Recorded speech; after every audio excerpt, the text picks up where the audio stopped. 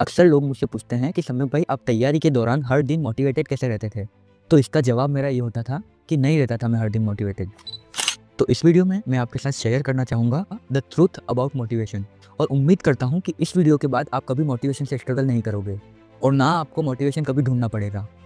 तो मुझे पर्सनली ये शब्द मोटिवेशन बहुत ज़्यादा पसंद नहीं है। तो एक बहुत बड़ी गलतफहमी है कि जो लोग अपनी तैयारी के दौरान कंसिस्टेंट रहते हैं या अच्छे मार्क्स ला रहे हैं, वो हमेशा मोटिवेटेड रहते हैं।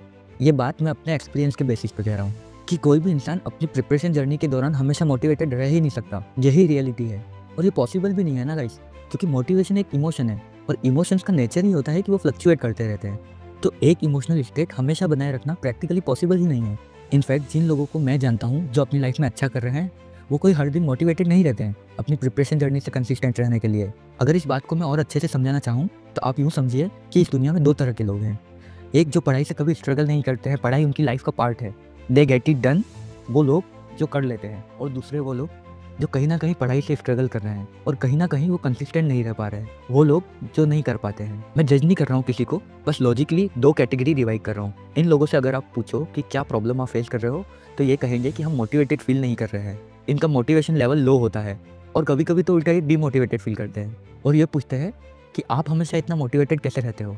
यानी कि इनके मोटिवेशन लेवल कभी हाई होते हैं, कभी लो होते हैं और इस तरह इनके मोटिवेशन का ग्राफ चलता रहता है। पर दिक्कत यह है कि इनके एक्शंस का ग्राफ भी इनके मोटिवेशन पर डिपेंड करता है। यानी कि जब ये मोटिवेटेड फील करते हैं तो ये एक्शन ले पाते हैं और जब मोटिवेटेड फील नहीं करते हैं तो ये एक्शन नहीं ले पाते हैं और फिर ऑन ऑफ चलता रहता है। अगर हमारे एक्शन ही इनकंसिस्टेंट होंगे तो जाहिर सी बात है कि हमें रिजल्ट नहीं मिलने वाले। रिजल्ट मिलते हैं लॉन्ग टर्म कंसिस्टेंसी से। अब ध्यान देने वाली बात है कि जो ये वाला ग्रुप है, people who get it done, the doers, इनमें भी मोटिवेशन का सीन कोई बहुत अलग नहीं है। वो भी कभी कभी डिमोटिवेटेड फील करते हैं। मतलब इनमें भी जो मोटिवेशन वाली फीलिंग है उसका भी ग्राफ कुछ ऐसा ही होता है। पर इन लोगों के जो एक्शंस हैं वो मोटिवेशन पर डिपेंड नहीं करते। यानी कि regardless of how they feel motivated और नॉट, ये ज़्यादातर एक्शंस ले पाते हैं। हाँ, डेफिनेटली बीच में डिप आ सकता है क्योंकि ये भी इंसान है, बट दे रिकवर इमीडिएटली और अपने ट्रैक पे वापस आ जाते हैं। और हमें वैसे भी परफेक्शन नहीं चाहिए। परफेक्शन ना प्रैक्टिकल है ना पॉसिबल है। हमें प्रोग्रेस चाहिए और प्रोग्रेस हो जाएगी अगर आप 80 to 90% टाइम्स कंसिस्टेंट हैं। तो इनके पास कंसिस्टेंसी है regardless of how they feel. तो सवाल ये बनता है कि इन लोगों के पास ऐसा क्या है कि इनके एक्शंस का ग्राफ इनके मोटिवेशन पर डिपेंड नहीं करता है। तो मेरे हिसाब से इन लोगों के पास दो चीज़ें हैं जो इन लोगों के पास नहीं है। Number 1 is clarity. Clarity is powerful. इनके माइंड में क्लैरिटी है कि अगर मैं ये एक्शंस लूँगा तो इसके बदले में मुझे ये रिजल्ट मिलेगा। कोई कन्फ्यूजन नहीं है कि क्या पता रिजल्ट आएगा कि नहीं, कि क्या पता ये काम करेगा कि नहीं। इसलिए अगर ये मोटिवेटेड नहीं भी रहते हैं तो इनको वो एक्शंस लेने में बहुत ज़्यादा दिक्कत नहीं आती है। ऑन द अदर हैंड जो ये ग्रुप है, यहाँ पर कहीं ना कहीं क्लैरिटी मिसिंग है। बंदे को लगता है कि यार मैं पढ़ भी लूँगा, 2 महीने 3 महीने मैंने पहले भी पढ़ा है, यार कुछ होता जाता है नहीं। तो कहीं ना कहीं माइंड में बैकग्राउंड फीलिंग होती है कि मैं कर भी लूँगा तो क्या ही हो जाएगा। तो प्रोसेस की क्लैरिटी होना बहुत इंपॉर्टेंट है। अगर मैं आपको एक टिप दूंगा क्लैरिटी के लिए तो वो होगी कि सीक द राइट मेंटर्स। सही गुरुजनों को चुने। तो हम सब कहीं ना कहीं से सीखते हैं। आज मैं आपके साथ कुछ चीज़ें शेयर कर रहा हूँ तो मैंने भी ये कहीं ना कहीं से सीखी हैं। आप चाहे जहाँ से भी सीख रहे हैं, आप यूट्यूब से सीख रहे हैं या आपके घर में कोई बड़ा भाई या दीदी या आपका कोई रिलेटिव है, आप उनसे सीख रहे हैं, आप मेक श्योर करें कि you have the right mentors ताकि आपको प्रोसेस पर क्लैरिटी मिले। Always ask the why behind things. हमेशा क्वेश्चन करें। किसी पे भी ऐसे ब्लाइंडली ट्रस्ट करके किसी की भी बातें नहीं मान लेनी है। अगर आप किसी की भी बातें ऐसे ही मान लोगे तो आप हमेशा कन्फ्यूज ही रहोगे और जब आपको प्रोसेस पर क्लैरिटी मिलेगी तो आप सही क्वेश्चन पूछने लगोगे। जैसे आप लोग कमेंट्स में पूछते हो कि सर बेस्ट से बेस्ट बुक बताओ, तो ये क्वेश्चन ही गलत है क्योंकि सारी बुक्स बेस्ट हैं। आपको ये पूछना चाहिए कि मेरे लिए बेस्ट क्या है और आपके लिए बेस्ट आप ही डिसाइड कर सकते हो, क्योंकि कोई और आपके डिसीजन कैसे ले सकता है। और अगर कोई डिसीजन ले भी लेगा तो आप अपनी डेस्टिनेशन पर कैसे पहुंचोगे। तो मेरी कोशिश यही रहती है कि आपको प्रोसेस की एटमोस्ट क्लैरिटी मिले। तो अब बात करते हैं सेकेंड फैक्टर की, जो कि उतना ही इंपॉर्टेंट है इफ़ नॉट मोर, और ये है decision. Guys, decision making is underrated and motivation is overrated. और I am sure decision making से आप वाकिफ हैं ऑलरेडी, क्योंकि लाइफ के किसी न किसी डायमेंशन में आपने ये एक्सपीरियंस किया होगा। अपने माइंड में ये सोचना कि आज से ये ख़त्म और ये शुरू। और आपने कभी न कभी ये सोचा है, you make a decision and your life was never the same, क्योंकि आपने अपना डायरेक्शन चेंज कर लिया है। एक बड़ा ही प्यारा कोट है that you are one decision away from a completely different life. और मुझे बड़ा सही लगता है ये। आप यूँ सोच सकते हैं कि आपकी करंट लाइफ यूँ चल रही है, ठीक, ये आपकी करंट लाइफ का पाथ है। अगर हम इसी पाथ पर चलते जाएंगे तो आज से 6 महीने या 1 साल बाद हम इधर होंगे।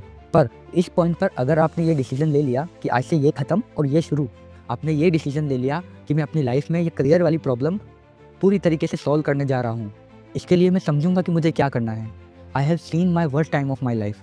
Now it's time to see the best time of my life. तो आपने यहाँ पर एक डिसीजन लिया और अपनी डायरेक्शन को चेंज कर दिया। तो 1 महीने बाद आप कोई ज़्यादा अलग जगह पे नहीं होंगे, पर 6 महीने या 1 साल बाद आप एक अलग जगह पे होंगे। And I am sure enough with time you will arrive at your beautiful destination. 6 महीने या 1 साल बाद you will arrive somewhere, but the question is where. 6 महीने बाद आप अपनी लाइफ में कहीं ना कहीं पहुँचोगे, और सवाल यह है कि कहाँ पहुँचोगे।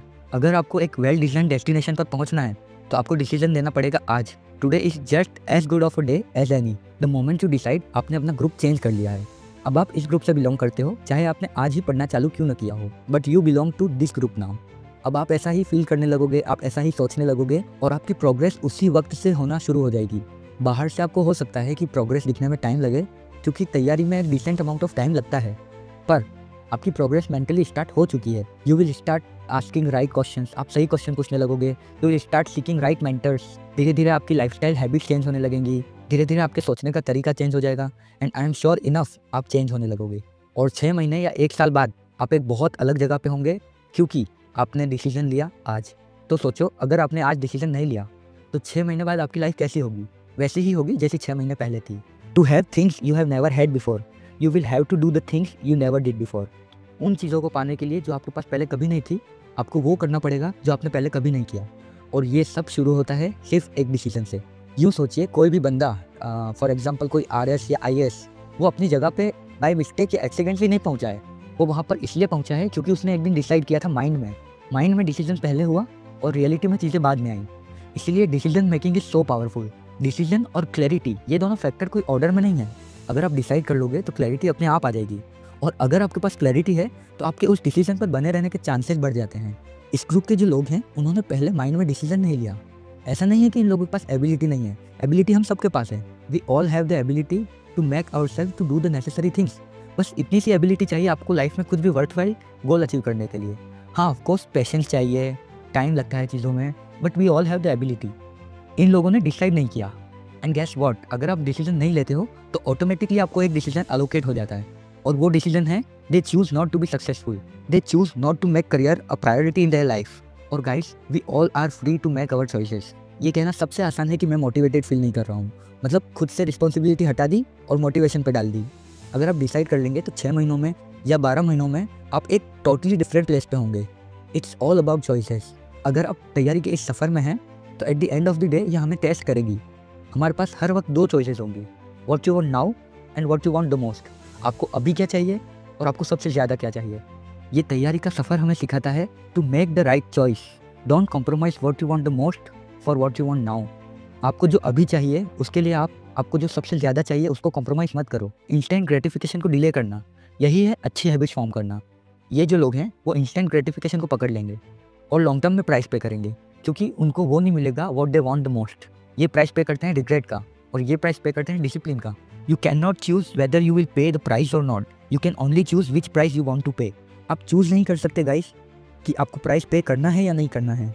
आप सिर्फ ये चूज़ कर सकते हैं कि आपको कौन सा प्राइस चूज़ करना है, रिग्रेट का या डिसिप्लिन का।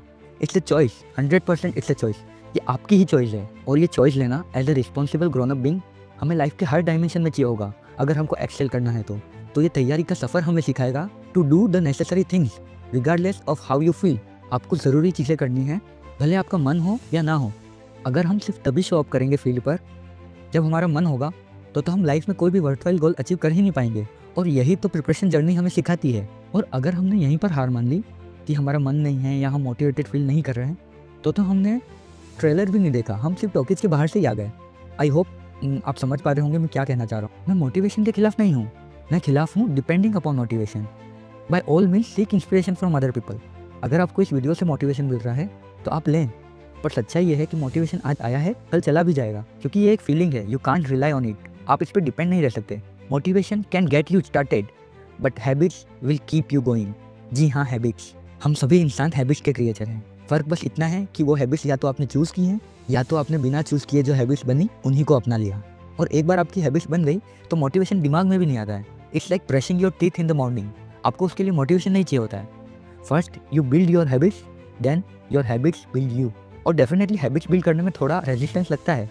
आप एक चलती हुई गाड़ी का डायरेक्शन चेंज करोगे तो थोड़े एफर्ट्स लगेंगे, क्योंकि वो मोमेंटम में होती है। पर isn't it worth it guys? ये आपकी ही लाइफ है, you get it done on the good days, you get it done on the bad days. हर किसी की लाइफ में अच्छे बुरे दिन होते हैं। अगर हमारे एक्शंस किसी ऐसी वॉलेटाइल चीज़ पर डिपेंड कर रहे हैं तो हमें अच्छे रिजल्ट मिल ही नहीं सकते, हम कभी भी इन कंट्रोल हो ही नहीं सकते। आई होप ये वीडियो किसी न किसी को मूव ज़रूर करेगा जिसको इस वीडियो की ज़रूरत है, वो एक डिसीजन लेने के लिए। बस एक मेंटल शिफ्ट चाहिए और कुछ नहीं चाहिए। भाड़ में गया मोटिवेशन। अगर हमें लाइफ में कुछ भी सिग्निफिकेंट अचीव करना है तो मोटिवेशन से डिटेच करना होगा हमें हमारे एक्शंस। एटलीस्ट इस चैनल के व्यूवर्स जिन्होंने ये वीडियो देखा है, मैं उम्मीद करता हूँ कि हमारे मुंह से कभी ऐसे शब्द नहीं निकलेंगे कि हम मोटिवेटेड फील नहीं कर रहे हैं या डीमोटिवेटेड फील कर रहे हैं, क्या करें। जब भी इस टाइप की बात कोई दिमाग में आए तो आप यूँ सोचिएगा कि जो बाकी लोग हैं वो भी नहीं है मोटिवेटेड, वो भी सेम फील कर रहे हैं, उनको भी वैसा ही लग रहा है जैसा आपको लग रहा है। और ये कॉमन है, ये ह्यूमन फीलिंग है। आपको मोटिवेशन नहीं चाहिए, आपको चाहिए क्लैरिटी और आपको चाहिए decision. Decide and act. In conclusion अगर मैं कुछ कहना चाहूँ तो मैं कहूँगा, if it is easy do it easy, if it is hard do it hard, just get it done. अगर आपको ये वीडियो देखकर अंदर से कुछ भी जागा है, अगर आपने अंदर से फील किया है कि आज मैं डिसाइड कर रहा हूँ, आज से ये चीज़ ख़त्म और ये चीज़ शुरू, और आपको एक डायरेक्शन की कमी लग रही है कि अब मैं क्या करूँ, मेरा नेक्स्ट स्टेप क्या होना चाहिए, तैयारी के बारे में कैसे सोचूं, क्योंकि यूट्यूब पर बहुत सारी मिस इन्फॉर्मेशन भी है, तो आप मेरी ये वाली वीडियो ज़रूर देखें। अगर आपको लगता है कि ये वीडियो किसी के काम आ सकता है तो शेयर ज़रूर कीजिए। Thank you so much for watching this video. मिलता हूँ आपसे नेक्स्ट वीडियो में, तब तक के लिए बाय बाय, टेक केयर, नमस्कार, जय हिंद।